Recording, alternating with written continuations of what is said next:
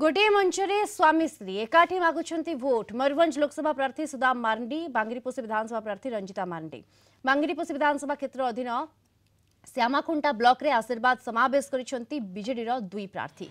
बांगीरपोशी सुदाम मार्ंडी गड़ 2009 रु विजु जनता दल दखल रे रही आसी। 2024 रे विजय धारा जारी रखिबा सुदाम को लक्ष्य। बीजेडी और नवीन को दुई सिपाही भावे पति पत्नी कार्य करुवा सुदाम। यह आशीर्वाद समावेश रे बीजेपी और कांग्रेस दल शह शह संख्यार कर्मी विजु जनता दल रे सामिल होइछन्ति।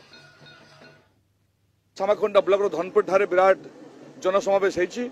एथिरे मो सहित प्रार्थी श्रीमती रंजिता मार्ंडी अछंती एवं मो सहित जिला परिषद सभानेत्री जहाँकर जन्ममाटी एठी से मो सहित अछंती।